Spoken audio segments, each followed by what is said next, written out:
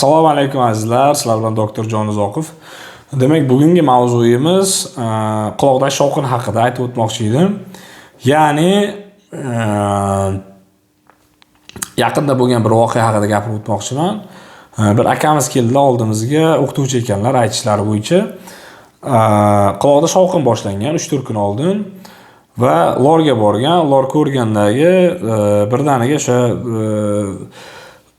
qon aylanishni yaxshilab beradigan dorilar yozib bergan va buni natijasida uni olgan 3 kun ichida hech qanaqa o'zgarish bo'lmagan.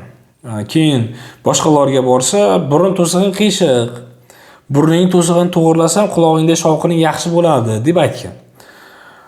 Bizni oldimizga kelyapti. Biz oldimizga kelgan paytida demak biz uni ko'ryapmiz. Ko'rgan paytimizda yaxshilab ko'ryapmiz. Burunlari ichini, burunlarida qiyshiqlik yo'q umuman. Burun to'sig'i to'ppa-to'g'ri. Burun orqali umuman muammosi yo'q nafas olishda. Lekin bu odamda o'zi infarkt ulitka bo'lgan, ya'ni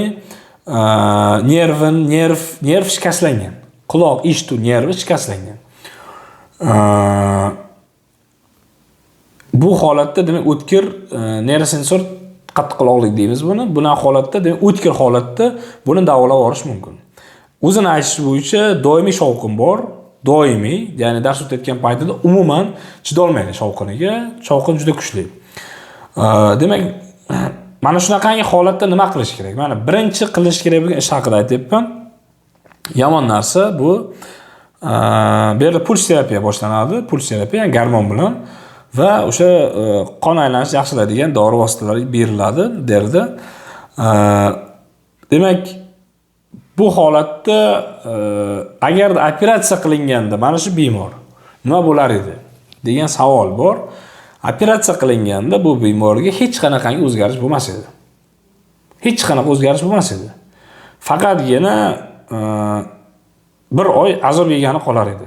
Ya'ni operatsiyadan keyin o'sha operatsiya qilingandan keyin burun bitishi bor, u yerda korkalar abrazatsiya qiladi va hokazo. Demak, bunaqa holatda nima qilish kerak degan savol bor. Bunaqa holatda ikkinchi fikrni ham eshitish kerak. Ya'ni operatsiya qilish kerak deganda birdaniga operatsiyaga rozi bo'lmay, albatta ikkinchi fikrni ham eshitish kerak. Men oldin ham aytganman, hozir ham aytaman. Men hech kimni yomonlamoqchi emasman, hech qaysi doktorni yomonlamoqchi emasman, lekin bu holat noinsofsizlik. Bu holat insofsizlik.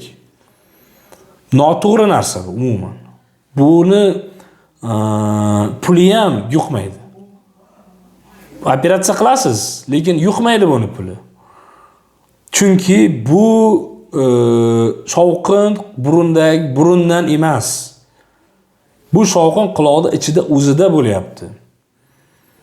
Bu odam bitta kasalligini davolayman deb ikkinchi kasalligini demak orttira olyapti.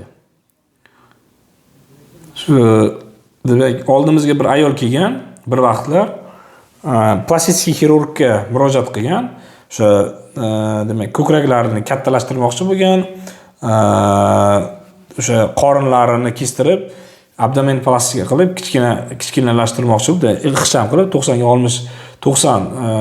90 figura qilmoqchi bo'lgan va o'sha paytida ayol kishini so'rg'ichini olib tashlagan. Plastik xirurg. Normalni ayolni so'rg'ichini olib tashlagan. 43 yoshga kirgan ayol.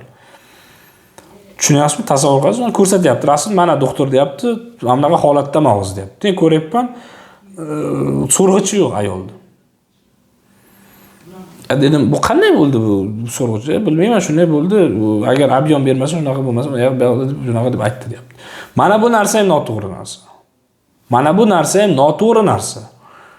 Ya'ni bitta kasallikni olyapti, bu yerda bo'lmagan u operatsiya, bu demak bu qo'shni respublikada bo'lgan, qaysi ekanligini aytmayman, qo'shni respublikada qilgan. Bitta kasallikni ikkita qilib olyapti.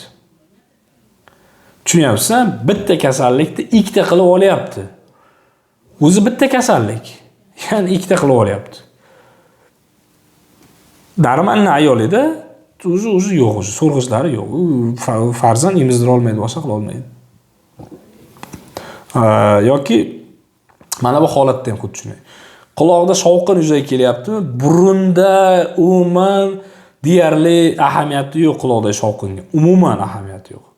Burun u shusiz ham ochiq, chotki burni. Unda quloqqa asorat bergan. Quloqni ko'rish kerak bu holatda. Demak, biz bu akamizga o'sha surdolog shifokorga yubordik. Surdolog shifokor unga davo muolajalar qilib bergan. Demak, biz uni davo muolajasini ko'rib chiqdik va hech qanaqa qo'shimcha qilmadik. Sababi to'g'ri davo muolajalarini qilgan.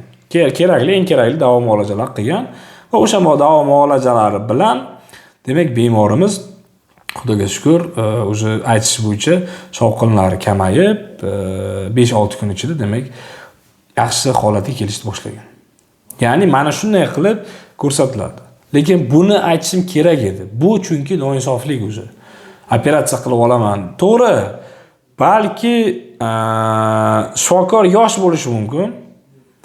Yosh bo'lishi mumkin va yosh bo'lgan taqdirda agar shuni operatsiya qilsam, ya'ni u yerda bog'lanish bor quloq bilan burun o'rtasida. Agar shuni operatsiya qilsam, balki quloqda shovqin yaxshi bo'lib qolar deb o'ylagan. Bu quloqda shovqin o'tkir ekanligini, bu odam hali yosh ekanligini hisobga olish kerak bunaqa holatda.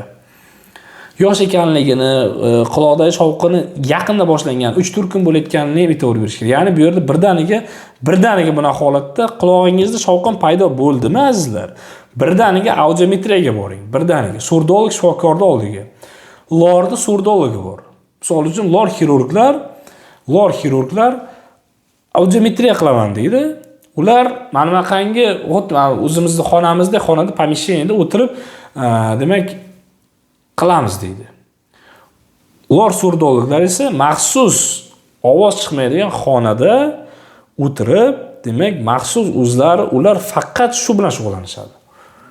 Ana shunaqa odamga borish kerak. Shunaqangi inson oldiga borish kerakki, ular surdolog bo'lsin odam. Ya'ni u inson faqat tovush bilan shug'ullangan bo'lsin. O'shandagina siz to'g'ri joyga borasiz. Ular shunday ko'radi, ko'rgandan keyin aytadi, deydi, mana holat. Masalan, mana shu narsani bizga audiometriya aytib bergan. Ya'ni lor surdolog aytib bergan bu narsani. O'zim ko'rib, anoda ko'ryapman, endoskopda burunni ko'ryapman, quloqni ko'ryapman. Nog'ora pardasi normada. Burni yaxshi. Qarayapman-da, bitta boring debman, shovqin bo'layotgan bo'lsa, bitta boring o'sha anoga, nima deyapti? Lor surdologga debman, boryapti, borgan paytda o'zi infarkt o'lidki, demak, острый нейросенсорный тугоухость beraveryapti. Shuning uchun azizlar, har doim ham o'sha boya aytganimdek gрамотно yondashish to'g'ri bo'ladi. Agar sizda qulog'ingizda shovqin yuzaga kelayotgan bo'lsa va bu anchadan beri yoki yaqinda paydo bo'lgan bo'lsa, bizga murojaat qiling. Bizning manzilimiz Samarqand shahri Abdulaziz Balintsan orqa tomonida Medfal xususiy klinikasi. Telefon raqamlarimiz 023 15 45. Agarda siz chet elda bo'ladigan bo'lsangiz, doktor Jonuzokov demak Instagram'im soобщение yuborsangiz, Instagramdan doktor Jonuzokov deb yozsangiz chiqaman. Soобщение yuborsangiz albatta chiqaman. Bemalol telefon qilishingiz mumkin bo'ladi. Azizlar, sizning sog'lig'ingiz siz uchun muhim ekanligini yodingizdan chiqarmang.